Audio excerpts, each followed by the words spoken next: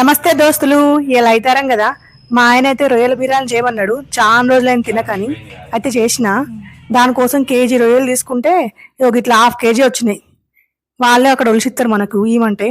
వాటిని తీసుకొచ్చినాక కొద్దిగా ఉప్పు, కొద్దిగా పసుపు వేసి కడగాలి మంచిగా. ఒక 10 నిమిషాలు నానబెట్టి కడిగితే నీసు వాసన రాదు, మంచిగా ఉంటుంది. ఇట్లా కడుక్కున్నాక మళ్ళీ మంచినీళ్ళతో మళ్ళీ కడుక్కోవాలి.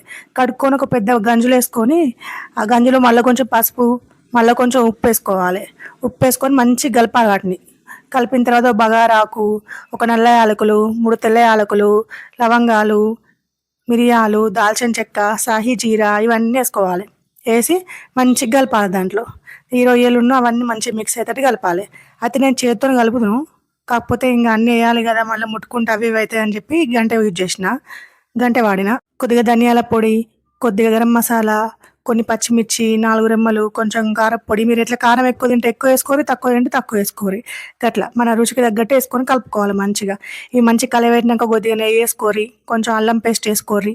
అల్లం పేస్ట్ నెయ్యి మంచిగా కలిసేటట్టు చూసుకోరి. ఇంకొంచెం నీసు వాసన ఉంటే పోయేందుకు ఒక నిమ్మ చెక్క సగం పిండుకొని ఇలా పిండుకొని మళ్ళీ కలుపురు ఒకసారి. కలిపితే మంచిగా కలవాలి. అట్లా కలుపుండ్రి. మంచిగా కలిపిన తర్వాత ఏం చేయాలంటే పెరుగు తీసుకోవాలి. ఆ పెరుగు ఒక కప్పు వరకు పెరుగు వేసుకోరి. ఒక చిన్న గిన్నె ఉంటుంది కదా, దాని నిండా పెరుగు వేసుకొని పెరుగు మంచిగా కలుపురి. నిండగా ఎట్లా అంటే ముక్కకు పట్టాలి ఆ మసాలా అంతా. అట్లా కలిపి పెట్టుకుంటే ఒక గంట సేపు ఇది నానాలి. మూత పెట్టి పెట్టాలి గంట. తర్వాత ఒక మూకుడు తీసుకొని దాంట్లో నూనె పోసి ఉల్లిగడ్డలు వేయించాలి. ఇవి బిర్యానీలు వేస్తాను. ఉల్లిగడ్డలను కొత్తిమీర కూడా వేసి ఒక గంట సేపు నాననియాలి. దీన్ని మంచిగా కలపాలి. ఇవి 2 వేసినాక మళ్ళీ ఒకసారి కలిపి ఒక గంట నాననియాలి. ఈ నూనె ఉంది కదా, ఈ నూనె కూడా కొంచెం వేసుకోవాలి. ఎందుకంటే మనం కూర అంటప్పుడు నూనె వేయం, అందులో వేసిన నెయ్యిను ఈ నూనెనే కూర ఉడుకుతుంది.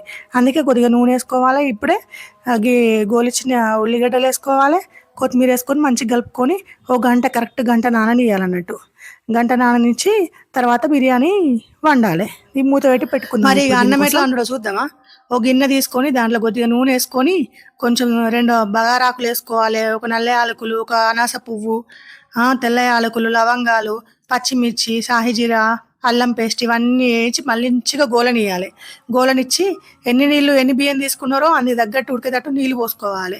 నీళ్ళు పోసుకొని నీళ్ళు మొత్తం మసలాలి, సలసలా మసలాలి. ఆ మసలేటప్పుడు ఆ నీళ్ళల్లో నిమ్మకాయ పిండుకోరి కొద్దిగా, ఎందుకంటే అన్నం తెల్లగా వండుతందుకు. కొద్దిగా ఉప్పు కూడా వేసుకోరి, కొంచెం టేస్ట్ ఉండాలిగా, రుచి రావాలిగా మన నాలుకకి. అందుకే ఈ బియ్యం గంట ముందు నానబెట్టుకున్నాను నేను. గంట ముందు నానబెట్టుకోవాలి బిర్యానీ చేస్తే.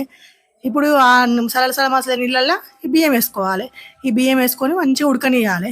ఒక 80% ఉడికిన తర్వాత కొద్దిగా రైస్ తీసి ఏదైతే మనము గంట సేపు నానబెట్టినామో రొయ్యలు, అది పొయ్యి మీద పెట్టి దాంట్లో వేయాలి.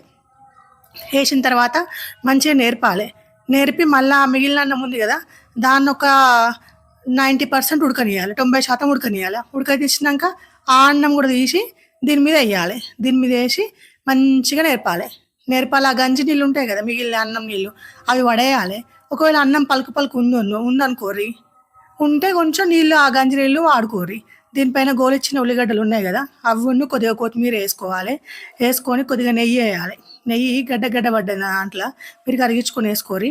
కొద్దిగా అన్నం రంగస్తుని కలర్ కలుపుతారు, అదే ఫుడ్ కలర్ ఉంటుంది కదా, ఆరెంజ్, అది కలిపి అది కొంచెం వేసిన మూత పెట్టి ఒక 10-15 నిమిషాలు మంచిగా చిన్న మంట మీద ఉడకనిచ్చినాక మూత వేస్తే ఒక ఇట్లా ఉడికించి చూడు.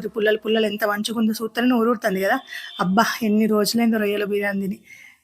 మంచిగా ఉంది, చూసిరా కలర్గా ఎంత మంచిగా ఉందో. దీన్ని ఏం చేయాలి, ఇప్పుడు 5 నిమిషాలు అట్లా వదిలేసి 5 నిమిషాలు వదిలేసి ప్లేట్లో పెట్టుకొని తినడే. మస్తుంది కదా చూడనికి. జర సబ్స్క్రైబ్ చేసుకోరి, గంట సింబల్ నొక్కురి, లైక్ చేయరి, షేర్ చేయరి. చూసినందుకు శరణార్థులు పేరున. చూడు ఎంత మంచిగా ఉందో. అబ్బా, నేను తినాలి.